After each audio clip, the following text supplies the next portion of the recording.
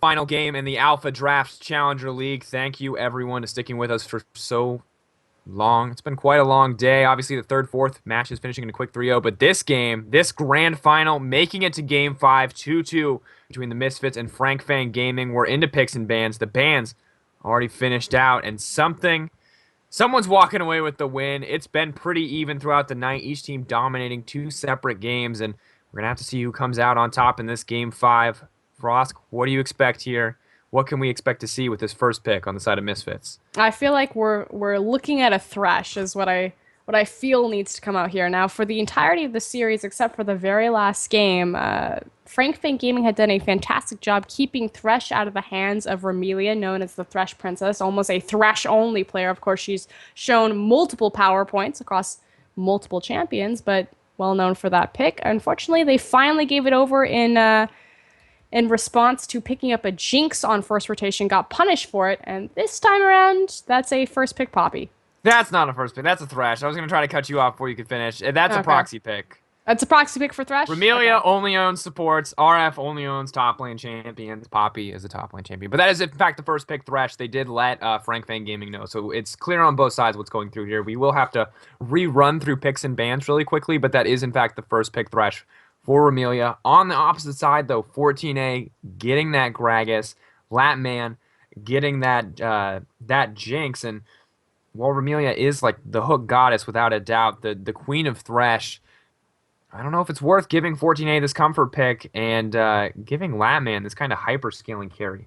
Well, the big thing was is we were questioning, the fact that Jinx was first pick, and then the immediate response is, well, since we aren't able to first pick the Thresh and we didn't ban it away, that it was going to go over to Ramelia, and it worked out perfectly. I mean, we saw how early Latman and Baby got zoned off their creeps just because of the threat of Ramelia's hook potential was always present. So, I mean, 14A is really kind of the question mark here about what his impact's going to be on that Gragas. And on the other side, Alberto looking for the Nidalee. So he says, okay, early game jungle pressure, let's go. And this is a pick we really haven't seen since the numerous nerfs to jungle Nidalee, her base health, I believe the most recent, the traps previous to that. But we'll have to see exactly what Alberto can do here. This was one of the most popular bans in the regular season for the AlphaDraft Challenger League because it was so powerful on patches 5.7, 5.6. Kind of faded out as the Cinder Hulk meta started to come in, but it's definitely incredibly powerful. And if they want to snowball a win in the same fashion that they did in their previous game, this is an excellent pick to do it with. Especially for junglers like 14A, like Hard. Sorry. Had to blow my nose real quick right there.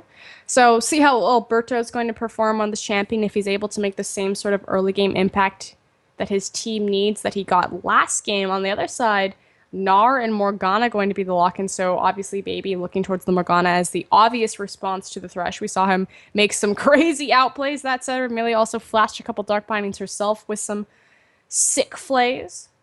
Get it? Like sick plays, but got flays. It rhymes. Yeah. You got me. That one's pretty good. All right. No. No, it's not. But that's okay. It's Stop, please. No. No, what? You don't like it when I just take it to the next level and just, yeah, it's brilliant. That's awesome. Varus, please. Varus mid. Give it to me, Alex. Quote of the night. He's thinking about, whoa. All right. Okay, so let's talk bottom lane. Latman and Baby, I'm not getting derailed here. Latman and Baby have the bot lane. They got it last time. This time around, it looks like we might not see that Caitlyn pick, and they made some pretty amazing plays. Let's be real. And if they hadn't fallen behind so early on, they may have been able to get something back, but it looks like, once again, kind of defaulting the comfort pick. Stixay going to get that Corki. Alex Each going to get that TF, and RF, once again, has that Aurelia in his hands. So looking for the comfort picks, I always love Alex on Twisted Fate. I mean, it really goes back to Moscow 5 and Gambit when Edward and Diamond used to roam the jungle together, and Alex would take the Twisted Fate pick, so that way at any time post-level 6, it could be a 3v1 in the jungle at any sort of scenario. See if he's going to find the same success here, simply because Alberto is on a very aggressive Nidalee pick, so when he invades, again, the fact that if Destiny is up, it can quickly become a 2v1 in the jungle at any point in time. last pick being hovered right now is actually Zyra. So that'd be an interesting kind of counter to Twisted Fate if Golden Glue chooses to go that route. I don't know. I feel like this could be another proxy pick, maybe something that Baby doesn't own here, but it looks I like would assume.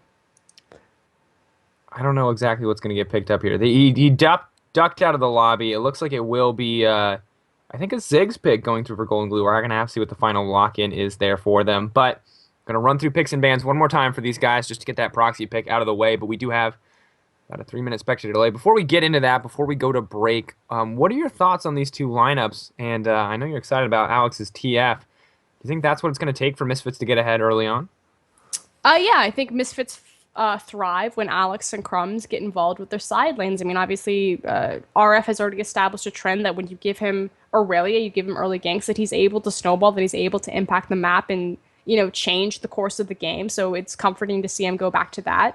Ramelia has her signature pick, has the Thresh available to her. So I think Misfits targeted and changed exactly what they need to. The early game dominance and taking their veterans and spreading their power to the side lanes. On the other side, Fang Gaming likewise understand what needs to happen in this game, what's important, and where plays are being made. It's in the early game. They pick up an early game aggressive jungler. They allow 14A to have the Gragas so he can have impact. He can be the disengaged come late game. And then they also take Jinx, the big power pick. Yeah, it didn't find a lot of success last time.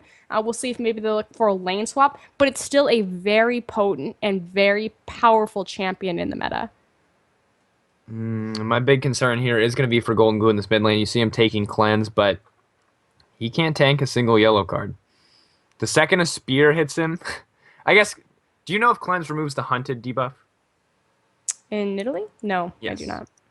Well, we'll have to find out in this game, and Golden Glue better hope so, because if he tanks a spear, a gold card into a spear, he will get blown up in an instant, and that combo only gets easier level 6 once TF can port around the map. So like you said, a lot of early to mid-game impact in these two picks. Hopefully it'll pay off for them on the Misfit side, but on the opposite side, that Jinx and that Ziggs, so much wave clear, so much tower pressure, and if they can stay even, I feel like they will outscale. We're going to have to see what happens here.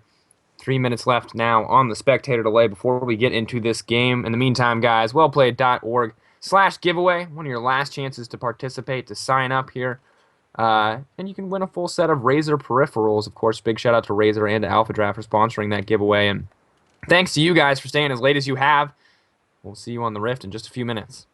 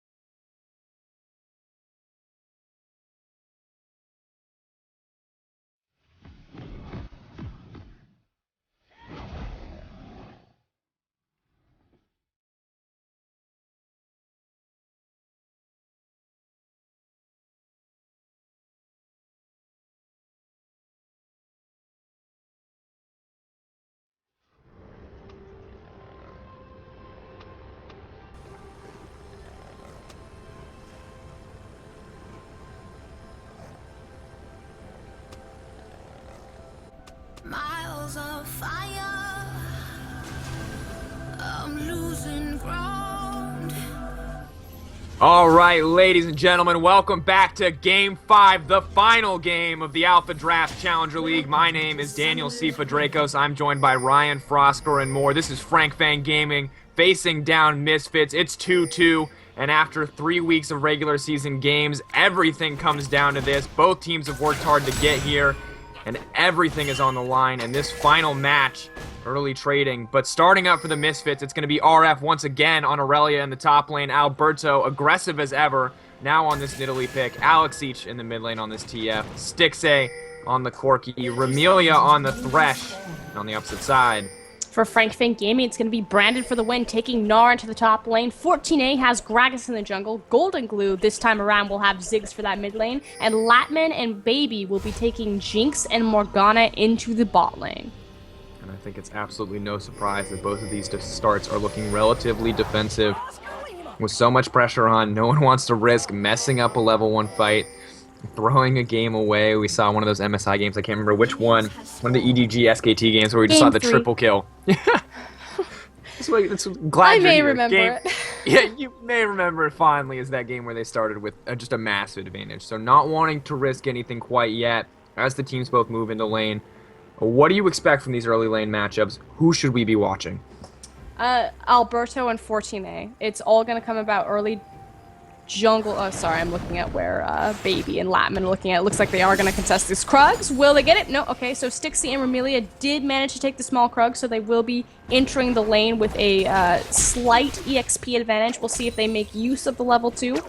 Obviously, Thresh has insane kill pressure at level 2 because he'll have both his Flay and his Death Sentence available. And in the hands for Amelia, it feels like guaranteed kill pressure as those hooks just come through time and time again. And Stixay now on this Corki pick, known for its early game damage. You see a decent chunk of Latman's health getting taken away. And, I mean, this lane, Baby and Remelia both played out of their minds in every one of these games. And I mean, the real question, who is going to be the better support at the end of the day in these bot lanes? Because the AD carries have been great. They've done their jobs. They've excelled when it's counted. But really, I feel like this is all about the supports on the bottom side of the map. And really, that's something that we don't often talk about in the Challenger Series. It's typically all about the mid laners, since we do have Alex, since you do have people like Yasui, Golden Glue, that, you know, the supports kind of get wayside. But there are so many powerful supports in the Challenger scene. Just look at the top 3 alone. You've got Sheep, Baby, and Remelia. All of them exceptional on these high skill cap, skill shot related champions. Of course, and I mean, that alone has pushed them so far in this game, and on top of that, just a level of macro strategy we never expected for either of these teams. So this game, the highest level of challenger we have seen all year, and can only imagine what it's going to look like a few months from now when we move into NACS, but we're not there yet. This is the final game, so much on the line. These guys want to prove themselves. Frank Fang Gaming so close to victory. RF Legendary already playing so aggressive in this top lane. And really, you were talking about it kind of before the game happened. Misfits, they've pretty much gone undefeated for the last 3 weeks of this tournament. And if they lose here, I mean, that really doesn't count for anything. It's a lot of pressure, too. I mean, all those games, all those moments where they came out on top, meaningless in the face of the one last team and Frank Fang Gaming doing so well. But RF, oof, so aggressive. That comfort pick. Just so strong in that early lane, and Brandon for the win, already getting bullied out yet again. Looking a lot like the start of that last Lulu game.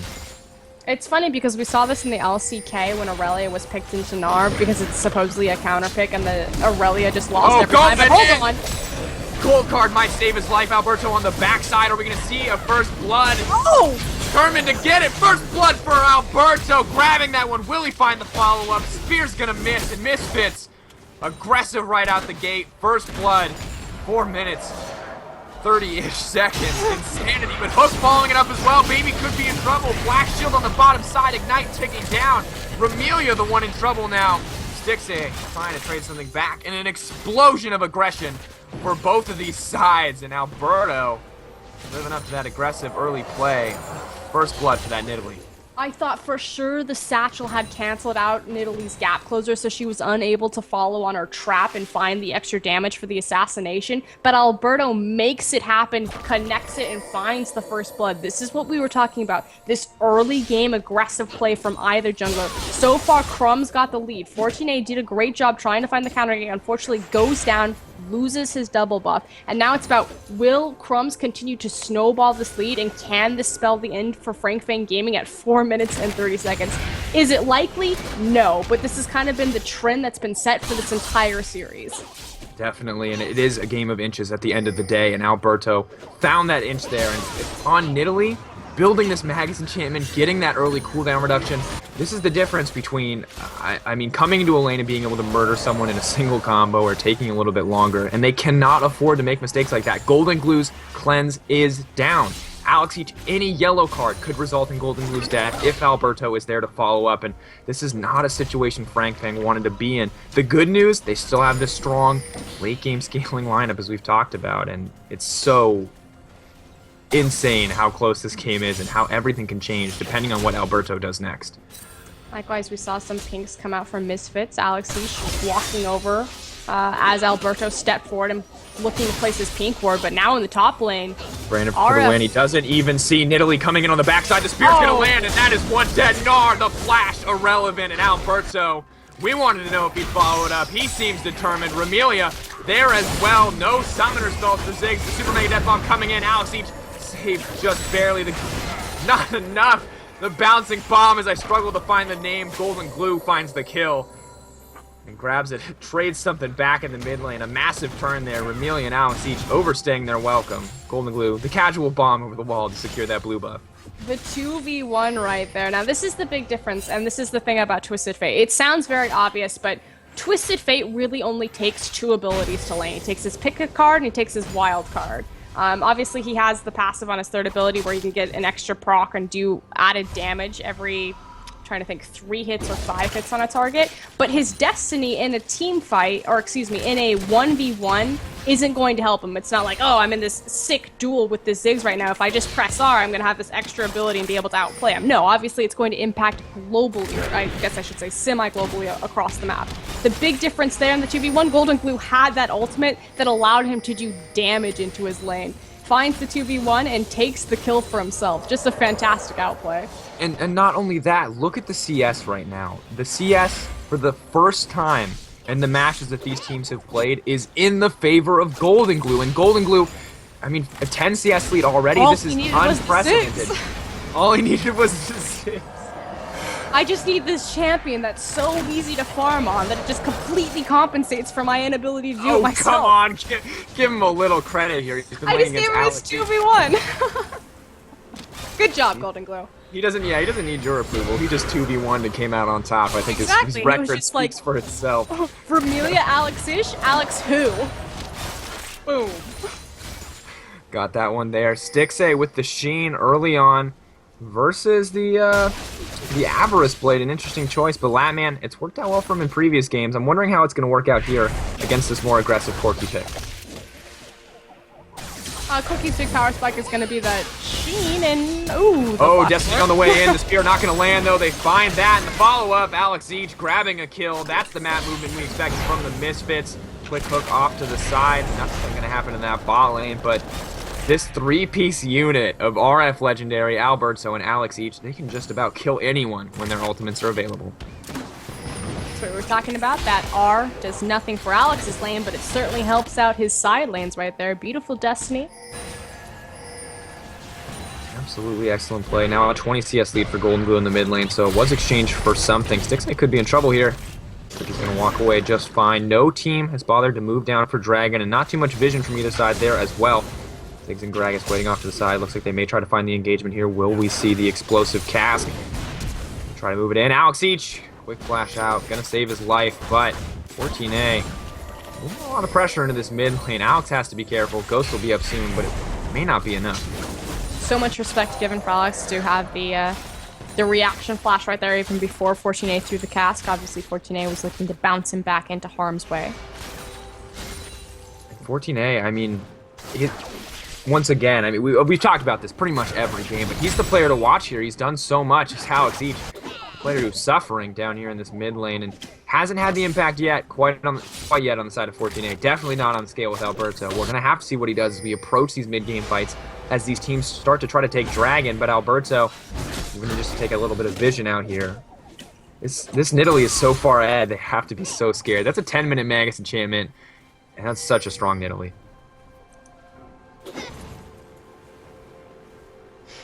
Things slowing down a little bit, a lot of more focus being turned towards this Dragon. We'll see if Crumbzz finds a successful gank on the mid lane, or perhaps they use the next Destiny cooldown down into that bottom side. Obviously, tons of gank pressure there with Remelia's CC as well as Lantern ganks. And Latman and Baby still going pretty even in this lane for the most part. The CS, though, vastly in the favor of Stixxay as he continues to push in these lanes. It's looking a lot like the last game for Misfits, and it's a big question whether or not Fang Gaming will be able to find a way back in as they push in these lanes confidently. Stixxay sidestepping there. We've seen this one before, the binding into the chompers, and it never quite seems to work out. Remelia always on point with the Lantern there. That time, not even needed. Great spacing always. They always say that the mark of a good Thresh player is the hook play, but the mark of a great Thresh player is the Lantern play. And it's definitely something we've seen be on point for Amelia, consistently putting it where it needs to be grabbed. Have to see if she can continue with that moving forward. And RF, well, like last game, already with a massive EXP advantage. Level 9 to level 7. Gnarl, of course, will be level 8 off that way, but will still be behind by a significant margin. Something to consider moving forward. And Alberto, interestingly enough, itemizing the tier here. What are your thoughts on the jungle Nidalee with the tier? Obviously, he's going to be able to stack it very quickly just because she's going to cycle through her abilities very quickly and very often throughout her jungle roam. Tells me that he wants to carry, which obviously, because he already has 2 kills, Remelia could be in trouble. Looks like they are going to go down here. 14A grabbing a quick kill, and Fang Gaming finding something back, but they have to be careful. Alberto, the black shield, wow, Baby. That was a perfect black shield, an instant reaction speed from him. Likewise, it'll also give viability to Alberto as this game transitions into late. Obviously, it'll give him damage and scaling potential, so he'll be able to continue to be a factor.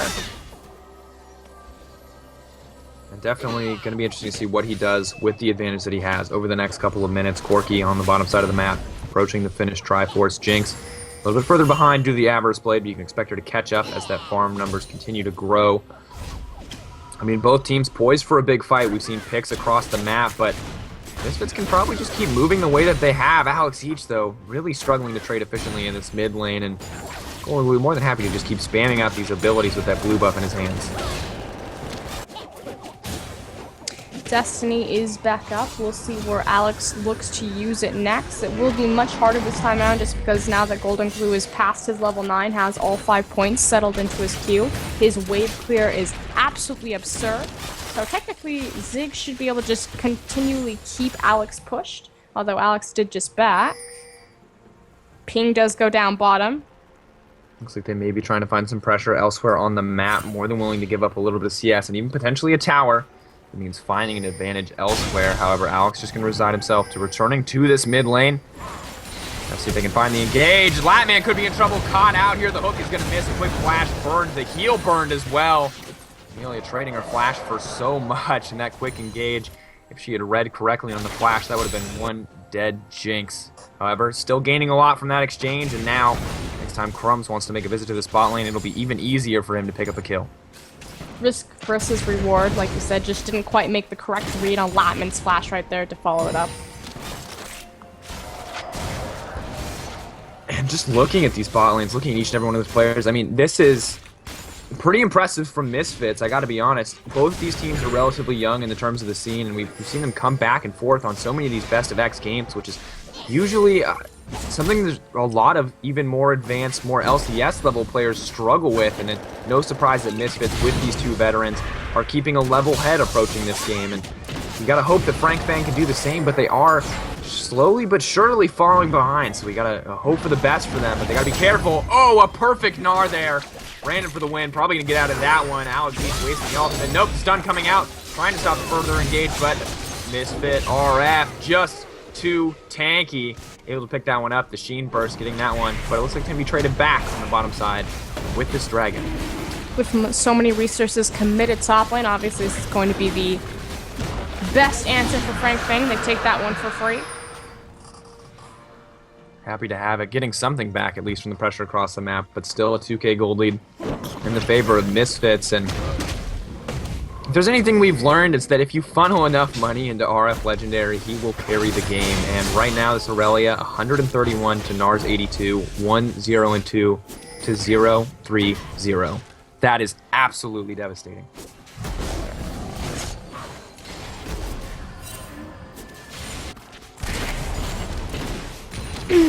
Itemization coming out across the board. We can talk about power spikes right now. We've got 2 completed Trinity Forces. 6C has his completed. Likewise, RF Legendary, which probably the biggest snowball, or excuse me, biggest discrepancy between these two teams are the top laners. 131 CS versus 87. Brandon for the win. Again, having a very hard time answering this pick. Ooh, Golden Glue could be in trouble here, getting stunned and locked down. Alberto does a lot of damage, maybe able to pick up that one, flashing over the wall for this one. Not going to find anything there in that exchange. Trying to get the kill desperately. Will grab him, will trade his life. Brandon for the win. In on the backside, maybe behind in CS, but still not going to give up on impact here as he goes in. Rocket going to snag that kill. Trying to get the stun, but RF is just too mobile. Brandon suddenly finding himself in enemy territory as they move in. Ramelia will have the death sentence available shortly, pushing them back with the Gnar, using that leap to get out of there. Maybe enough. RF Legendary moving back up to the top side, continuing laning phase as scheduled, but a 2-for-2 exchange. Fang Gaming finding something back despite the gold deficit on their side. I mean, technically it did trade out even as far as kills, like I said, 2 for 2, but the big thing is the TP discrepancy. The fact that RF Legendary walked down, whereas Brandon for the win used his TP to get involved in the back half of that fight.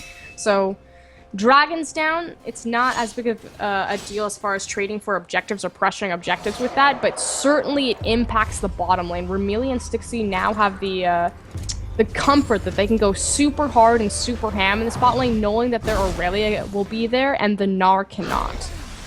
It's definitely a comforting thing to have, especially in a high-pressure game such as this one. And of course, you talk about the Trinity Forces being finished. Gnar hasn't even finished a major item yet, resigned to buying those home guard boots. And of course, on the opposite side, Jinx yet to finish that Infinity Edge. So, item discrepancy indeed. And it's going to be...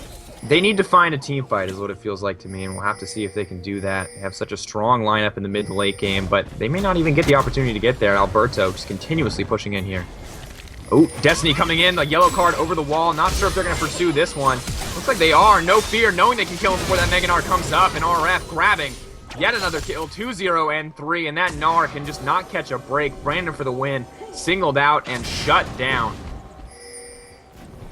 And unfortunately, he doesn't really have any sort of itemization to deal with this Aurelia right now. Most of his gold has gone into his boots to delay the stun, so the Mercury Treads, as well as on top of that, the Home Guard and a Giant Spelt. Hold on though, because in the mid lane. And it's a tough spot to be in. Of course, that bomb doing a massive chunk of damage, but it's a tough spot to be in when Merc Treads, that tenacity, really your only option to slower these stuns is just not enough. When RF Legendary is so strong that he can pretty much walk on top of you under tower. All he needs is the little bit of gold card damage from TF to do so. Fang Gaming, though, get that turret back in the mid lane. They're still in this, but it's very close as this Aurelia is starting to get more and more powerful. Again, it's the difference between skirmishing versus a 5v5. They have so many tools in their composition to look for a 5v5 to create that space in that zone using Ziggs for Jinx to kind of run wild, Latman, getting the resets that she needs. Whereas if they keep fighting these 3v3s, these 2v2s, these 3v4s, things like that, as long as RF Legendary is involved with that, and as long as Alex has his Destiny available, they're never going to find the better of these trades. Fang Gaming need to group up. Moving in, the Lantern on the way. Baby doesn't have 2 flashes there to get in, but Ramelia could be in trouble. They do have the explosive cast, and Dragon wants to throw it in, but they could be not careful enough. RF on the backside, that TP discrepancy you talk about coming in big. 14 gonna go down so quickly. Latman be overextending a little bit here, is going to be okay. Alex, he's pushing in. Alberto not going to land the max range spear. Brandon for the win, going to make it out of that one. Boomerang and the slow, going to save his life on that. Moving forward, Misfits so dominant. Alberto, no fear here, has to be careful. Spear not going to land. Destiny on the backside, though. Going to grab that one. No Mega Gnar once again. 0-5 and 1. Brandon for the win. Not catch a break.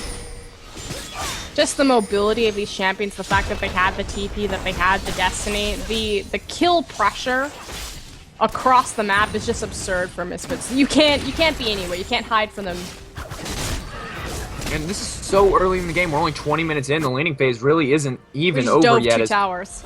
Yeah, just no hesitation. So much raw power on the side of this Misfits lineup. And Fang Gaming, while they do have the late game power so much present in this lineup, are they even going to find an opportunity to group? Because they can just split push and let this TF show up wherever he needs to be. This Nidalee is so mobile. This Corki and this Thresh are so autonomous in what they need to do. They can get in and get out without anybody else helping them. It's so oppressive and so difficult for Frank Fang to deal with. Frank Fang, they do need to group up because that's how their composition works. It works better in a 5v5. The problem is, and I need to clarify this, is that the power spike right now is in very much in favor of Misfits. They have, like I said, the 2 Trinity forces complete. They have itemization advantages across the board. I mean, effectively what needs to happen is, yes, Frank Fang Gaming need to fight 5v5s, but they need to stall out and turtle until they can get their itemization evened out so they can fight a 5v5. We saw that, Alberto. I don't know if you saw him jumping. Oh, I did. But I saw it. It was on camera. But okay, so here's the thing: we look about them, we talk about them stalling out. They can clear the waves effortlessly with this Jinx, with this Ziggs as well. But that is a Luden's Echo Nidalee at 20 minutes. That is a Corki with a Triforce building a Bloodthirster. That is a Lich Bane TF. If they get caught out, they die. If they sit under their towers, it doesn't feel like they're safe either. They have no sustain on this team. But Misfit, Alberto gonna snag that one. Lantern coming in, grabbing one dragon and tying it up. Now a 5k gold lead in their favor, and Misfits absolutely dominant. So strong. That spear taking out about half of KB's health. So much damage. You thought normal AP Nidalee poke was bad. Welcome to AP Nidalee with Luden's Echo poke. Because obviously not only are you going to take that massive damage from the spear, which is just amplified because Luden's Echo is such a oppressive flat AP item, but then you get the Luden's Echo proc on top of it, so it rains down upon everyone else around you. It's excellent. Well, Misfits are grouping up in the mid lane. We'll have to see if it gets rained down upon them here. Kind of just sitting ducks for these Nidalee spears. Alberto on the side. They're trying to find a pick. They're doing a good job of stalling out so far, as you said. Pretty good, but down there just waiting for the picks. 14A could be in trouble. The Destiny coming in. Alberto on the backside. Latman going down. There's one late game carry taken out. Moving in here. They throw out the spear. They could be in trouble. Gnar coming in. Will turn into mini Gnar shortly. Cannot find the engage. There's too much CC. He finds one. Cannot get Alex each, so the heal and the ghost coming out. Sidestepping beautifully there. Taking down the Morgana before the Soul Shackles can proc. The last tick not making it out. The Rocket not going to make it, but the DOT on that red buff snagging the kill. And Misfits pick up 4 for none as they push down the mid lane, 13-4, and now a 9k gold lead, only 23 minutes in. RF Legendary pushing on the top side at the same time. Misfits set a brilliant trap, and Frank Fang Gaming walked right into it. Using the pink ward, Vermilia stood in the bush knowing that there was zero vision on her, set the ward over the wall, waited for someone to come clear it, and knowing that they didn't have eyes, looked for the engagement. Likewise, Destiny is popped. Alberto says, you know what, let's commit to the backline Jinx, delete him from the map, and then take the team fight. Brilliantly played and very patient. So strong. This TF and this Nidalee paired together. We saw the TF Evelyn yesterday, and it was strong and it did a lot of damage, maybe a little bit more team fight presence, but when you're looking to make a pick on a team with their damage focused on these 1 or 2 characters, there's nothing you can do. Destiny, gold card, instantly they're going to get locked down. If Baby is not standing next to Latman at all times, that is one dead Jinx at a moment's notice, and Frank Fang Gaming need to figure out how to move around this map in a way to not make themselves quite so vulnerable. Might start with taking down that pink ward as well. Both teams taking a little bit of a breather here. No major objectives available yet. No pick opportunities quite yet either. We're coming out to the time of the game, though, 25 minutes, where we can start moving vision around Baron, especially because Dragon's not in contention. Oh, the secret Baron attempt. Not working out so well for them. We saw, obviously, oh my god, just a massive chunk of health there. That's a Gnar with so much health and still losing about half of it. in that exchange. Yes, They have to be good job. careful here. They grouped in the wrong spot. The Baron was the wrong choice. They didn't even go for it. It still might turn against them. They have to be careful. Remelia dodging the rocket there. Still going to go down. AlphaDraft on the backside. Gnar is going to transform. He gets one. Is it going to be enough? Oh! AlphaDraft locked down by the binding. Is going to get picked up here, but we'll grab two with the wild cards there. And RF Legendary, along with the rest of his team, still left standing. Picking up that one. It's going to be the 3-for-2 exchange in the favor of Misfits. AlphaDraft going down, but picking up a double kill. Alberto and the rest of the team just so strong. They can't, there's too many carries. They take down one, there's just another one to take its place.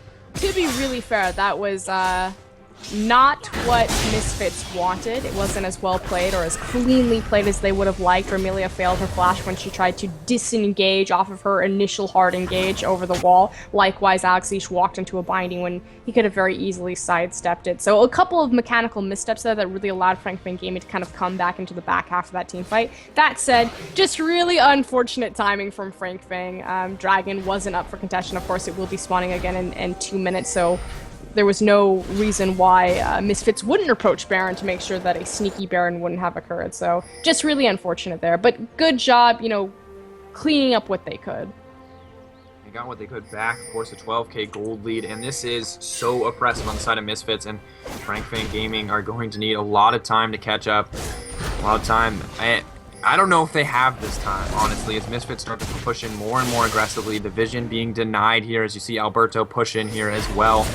And Aurelia pushing on the bottom side. Massive CS discrepancies. We look at them again. The only person ahead is going to be Golden Glue from the mid lane, and AlphaDraft doesn't even need it. He's 6'3" and 8 at this point. He can live without the CS. His advantage is so massive. But Aurelia, an 80 CS lead over the Gnar, and this game's spiraling out of control. And Misfits now turn to the Baron, and this could be the last nail. Fang Gaming coffin, with the bomb coming in. They have to back off this one. Rocket coming in as well. They will back off. Fang Gaming delaying the end of this game, keeping themselves in it at least for another minute. They do commit to make sure that Misfits don't restart the Baron. Obviously, it was just a lucky guess because it was pinked and cleared, but at the same time, by committing so many resources towards that pit, they give up their bottom tier tower. Alex, with the split push there, takes it for free. And AlphaDraft has just been on point this game, despite falling behind in CS, making impact everywhere. You talk about him struggling to roam. Made those roams this time around. Pointed out again and again. And of course, Alberto, when that aggressive Gragas pick was taken away from him, he went one step further. He said, aggression worked last time around. Let's take it to the most aggressive pick in the jungle right now. And it's that Nidalee. And it's working out. 4, 1, and 8. And this is Alberto, normally the supportive style jungler. Makes early plays, backs off a little bit. But now, happy to carry this one out. Every single member of Misfits looking like a carry threat here in Game 5. What also synergizes really well with their composition, just because they likewise have a Corki, and so their poke siege potential is just absurd. Between the rockets and the cards and the spears. So difficult to deal with. Misfits moving in, positioning around this Baron. Of course, Super Mega Death Rocket, Mega Inferno Bomb up again. Maybe be able to dissuade this one in similar fashion. Of course, 14A has to be careful here. Stunned up just a little bit as he moves out of this one. Taking a lot of poke. Moving in. They're going to get the pick. And with the jungler down, Misfits free to do whatever they want on this top side of the jungle. Will they go for the Baron is the big question. AlphaDraft split pushing on the bottom side. Fang Gaming need to make a decision here. They need to figure out what exactly they want to do. Super Mega Inferno Bomb. Not Super Mega Death Inferno Bomb. Moving in, but it's too little too late. Misfits are going to get the Baron if they're not careful. And also going to break the inhibitor line without that buff at all. Misfits dominating, grabbing this Baron buff, securing this for themselves. A 14k gold lead. They're trying to catch AlphaDraft, but it's not enough. No kill, no Baron. The turret goes down. Everything going wrong for Fang Gaming. Everything going right for Misfits. Worst case scenario for Fang Gaming right there. Obviously, that tower was just shredded by the Lich Bane, the blue card proc from Twisted Fate, and like you said, everything went wrong that could have gone wrong. Open inhibitor on the bottom side, obviously that's the #1 inhibitor. The mid inhibitor will give them the most passive map control, but that bottom inhibitor, should they break it, will pretty much guarantee a free Baron should this game draw out to a second Baron for Misfits, just because they'd be able to play the split pressure game like they did just there.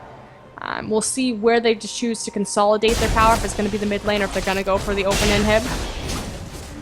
And Alex Each just head to the bot lane. He's happy to just go for that inhib on his own. We'll have to see where the rest of the team follows up. Fang Gaming just have to play on the back foot here. They have to defend. They have to survive, quite frankly. It used to be about finding fights. Now it's about just living for the next couple of minutes to find their next opportunity to get an engagement. And it all started with those 5 Dragon Baron kind of games for Misfits, and it feels fitting that it might end in the same way if they can find this win here as Remelia finish the Banner of Command. This is the classic style coming in from Misfits. They love this build path, and it's interesting to see them utilize it here. A patient and slow siege, just like we saw from them at the start of the AlphaDraft Challenger League. Now trying to use it to finish this one off.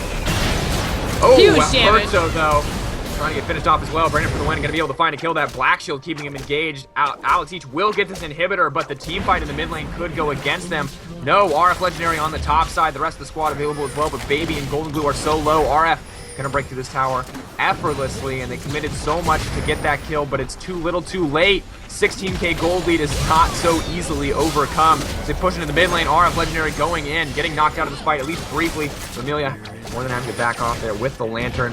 That empowered creep pushing in. They might be able to break all 3 inhibitors and the base. Fang Gaming don't find something. Brandon for the win moving in. The Boomerang is on the way. They didn't catch him with the hook. They're gonna have to jump out. The Lantern saving his life. That extra life steal keeping him going just barely, but all 3 inhibitors are down now. Fang Gaming running out of options, running out of hope in Game 5. Misfits dominating in a way we haven't seen since the earlier weeks in the Alpha Draft, and looking absolutely unstoppable with a 15k gold. There's just so much pressure, and you said it earlier in the game that pretty much every single member of Misfits right now is a carry threat. You have Aurelia, Nidalee, Twisted Fate, and Corki. And so when they decide to do these massive 1-3-1 split pushes, it is a valid threat because so many resources have to be committed to Alex, to RF.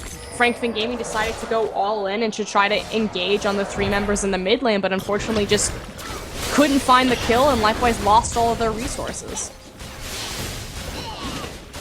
And they just don't have enough resources. That's what it comes down to. We want to talk about resources. They don't have enough damage. They don't have enough defensive stats. And if what they need to do at this point is going to come down to just stalling it out. And it's 32 minutes. They're starting to get powerful. Jinx is finally starting to scale up. But I mean, look at the opposite side. That Nidalee, massive. Aurelia, similarly getting tankier and tankier, still does a ton of damage, and Corki keeping up with the Jinx as well. Alberto, though, could be in trouble if they can get this pick, could turn things around. They do get it. Not going to be enough there. Are they going to be able to find anything else? And another one drops. Destiny coming in. This could be the end of the game moving forward. Flatman so low. Are they going to find the kill? The double kill now going down. This could be the end of the game. Brandon for the win. Hooked out. Gnar coming back, desperate to get something. And Misfits taking this one down. They are going to be your Alpha Draft champions as they push in. GG being called. And the Misfits emerge victorious. $5,000. Challenger pride. Everything earned from them. That first place in the regular split, well earned. As they finish out for the Alpha Draft Challenger League. Expectations going into the Alpha Draft, obviously with big names flanking their